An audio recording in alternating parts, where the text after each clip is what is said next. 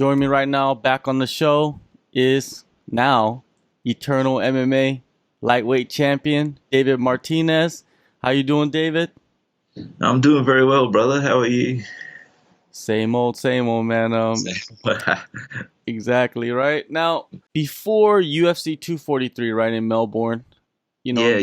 they were looking for someone to fight Brad Riddell. There was talks. You were in the talks, and Jamie Malarkey, and eventually Jamie got signed. Did you ever have any contact with the UFC? Did you talk with them before that show? No, not directly, brother. There was talks of me possibly being the matchup for Brad Riddell, but no, that never came about.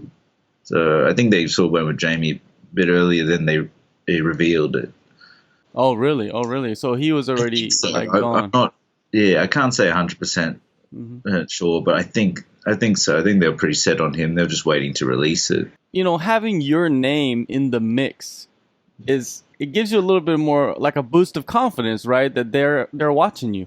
Man, it sends chills down my spine just thinking about it, man. I get goosebumps like, oh, the UFC might have actually considered me in that stage as well. You know, that's pretty scary to think about. Especially with the talent pool of lightweights in Australia. There's so many good guys out there that are not Yes. signed yet. And having you only have 6 fights. There's like a lot of guys with many more fights than you, and they considering you is a big. I believe it would be a big confidence boost in yourself. Yeah, it certainly is, brother. Now let's go back to your title fight where you won the title. Eternal 45, first round submission over Brenton Mumford. Great performance, phenomenal performance. Did that fight end faster than you expected, or did you see him not being able to handle your ground game? Well, I definitely saw advantages for my ground game, but I didn't expect it to come so soon. But if you give me the back with time to work, I'll find a way to get the choke. Yeah, I'm always building toward that. What was the original plan going in there? Did you plan on just going immediately to the ground, or did you expect to, test your striking out against him?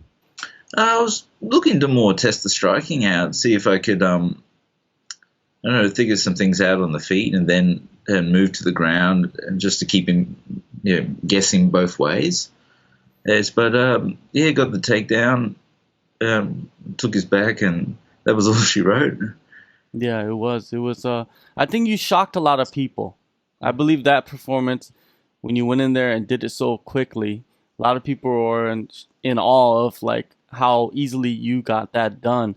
Do Yeah, you feel like a lot of people still underestimate you, in your abilities when you go out there and step into the cage? that's definitely a factor. I feel like people, particularly when they look at, say, my fight with Mike Wilkinson, and I feel like they take away from that I'm pretty easy and I just got lucky. Yeah, and I don't know, but that's sort of been the story of my whole career. Everyone's looked at me and said, "Oh, he's not that special," and then they fight me, and their opinion changes. Yeah, definitely. I think you proved to everybody in that title fight that you're no joke. Like you cannot underestimate you at all. You could, if you do, that neck is there for the taking, and you took that neck. So you actually went 2 months ago to Coastal Combat 6, Yes, and you picked up another belt. uh, You took on Sam Flint. He took you to the judges. I think a lot of people expected him to be pretty easy for you. Take us back to that night and explain what exactly went down.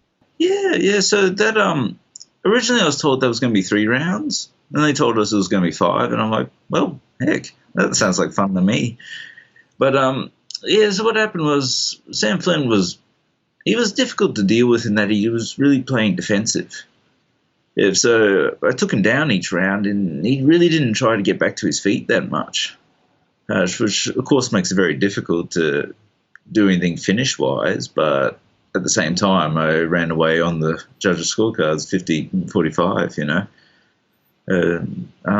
But it was nice to pick up the win, get 5 rounds under my belt, and another Australian title as well, a shiny white leather strap. You went 25 minutes and you faced a guy that was comfortable on his back, not Yeah, really taking too many risks, too many chances. What did you learn from that whole experience? Because it must have been a learning lesson for you in your career so Oh, far.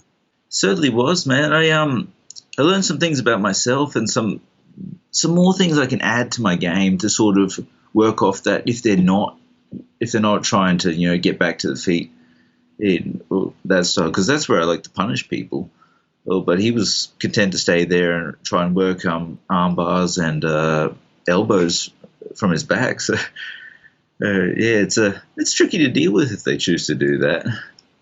Were you, at the end of the day, when it was all said and done, were you really satisfied with that result, or were you kind of disappointed? Even though you got a belt and you won the fight, when you went back to the mats, when you went back home to train again, were you Yeah. a little bit disappointed?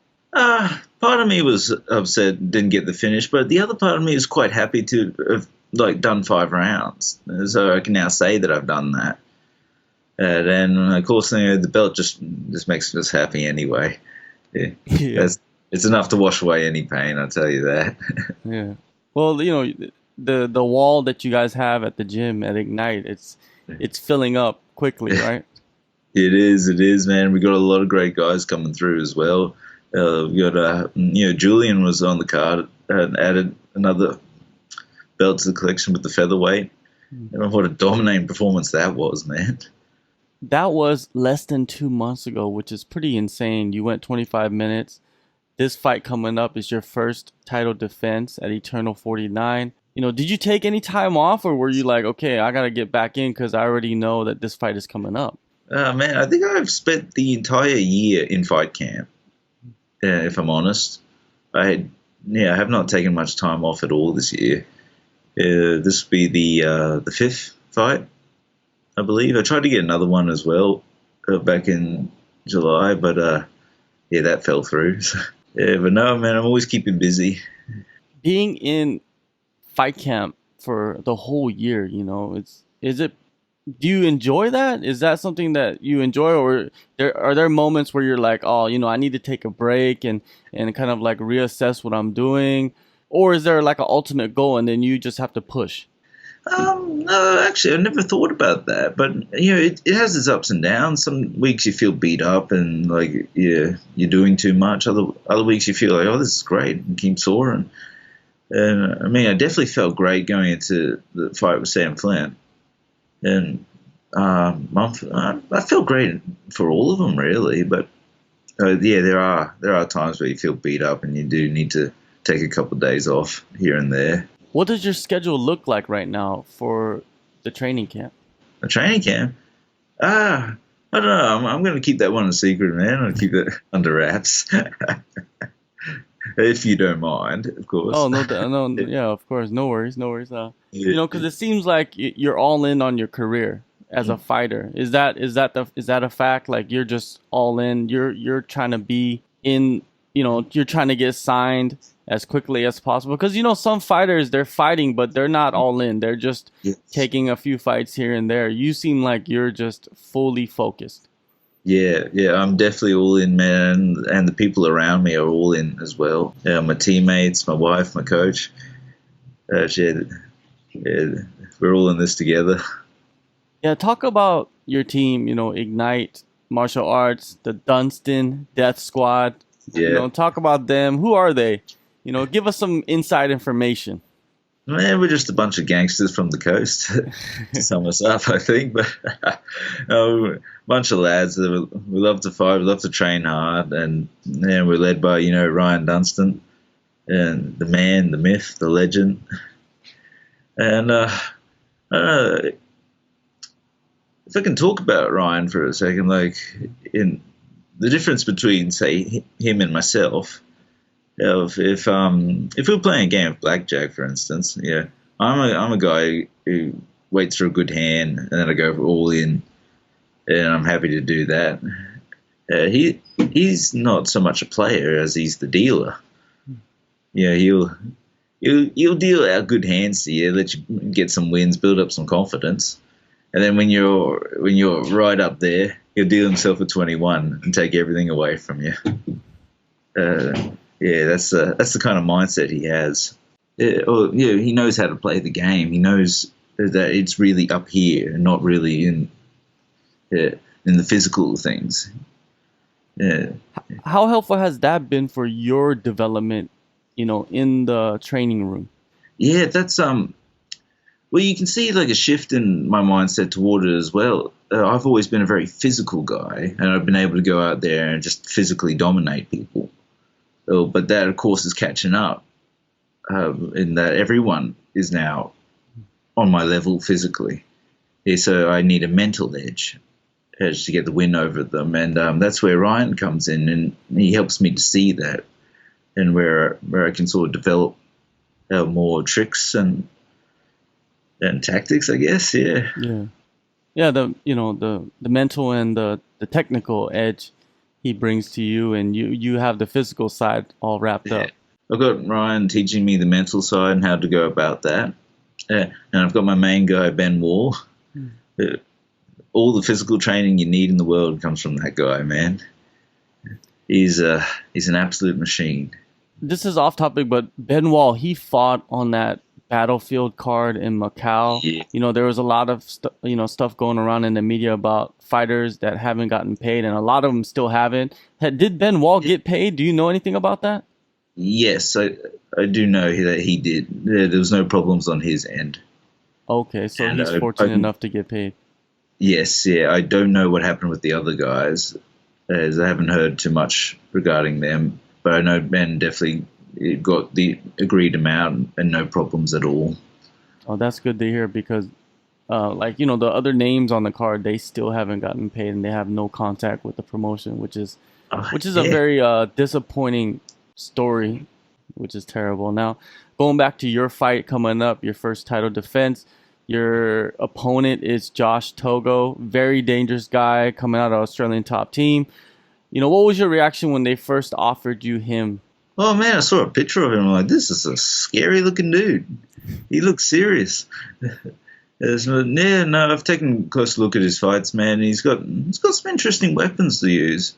I like the matchup in the sense that obviously I've got to fight differently, and it's a really unique challenge. I'm liking it, man, and I think it's great for a first title defense. He is a guy that, he does kind of look scary, but he's one of the nicest guys you'll ever meet. And a lot of people, are labeling this fight as the fight of the two of the nicest guys in the cage, But you guys are both killers, though. You guys are both guys that go in there and put it all on the line, work hard, and finish fights. So what do you expect out of this fight? Are you expecting the toughest fight of your career so far? Or do you think that you're just so much, levels higher than him to where it's not going to be that big of a challenge? Man, the biggest fight is always the next one, brother. It doesn't matter what's happened in the past. The next guy will always be the most challenging for me. And right now, that's Josh Togo. Oh, sorry, I expect I do expect a tough battle. I expect a very technical battle, particularly on the feet. And we'll see what we can do from there. What are the plans for 2020? Where do you expect to be? Do you expect to be, because they're talking about that UFC New Zealand card next year sometime with Dan Hooker and all that stuff. Do you expect to put another couple wins along, and then you're going to hop on that? That's the closest thing? Well, I don't think my vision for 2020, man, begins until after I fought Josh Togo. I don't go beyond my next fight, really, because whatever happens can change the trajectory drastically. The focus is on Josh Togo. Then, depending on what happens there, we'll see what 2020 looks like for us. Well, but then again, that's November 1st. There's still 2 months left in this year, so we ain't done. You trying to get another fight in this year? Oh man, I would love one. Get me down there in Melbourne, get me across in Adelaide, Perth. Come on, I love to fight. Does Coastal Combat have another show coming up this year? No, they're not till February next year. Yeah, that's Eternal seems like they're having a lot of shows, so you never know. Yeah. Well, knocking on the door as long as I get out unscathed. Yeah. Now, Before I let you, I wanted to ask you about UFC Fight Pass. You know, now they have Yeah, joined forces with Eternal. Does that make a huge difference for yourself? Do you feel like it is much bigger for yourself, the platform? Do you hear people talking about that? Uh, well, for me, man, it makes no difference. Like my job is to go out there and fight to the best of my ability and represent, my team and the training that my coach has put into me. It's whether we're on just a normal stream or Fight Pass, it makes no difference in this case. Hey, that's really not my job or my focus. All right. Well, November 1st, Eternal MMA 49 main event. You're going to be defending your lightweight title for the first time. Thank you so much, David, for taking the time this weekend, and good luck on the fight, man. Oh, thank you, brother. And thank you for having me on here.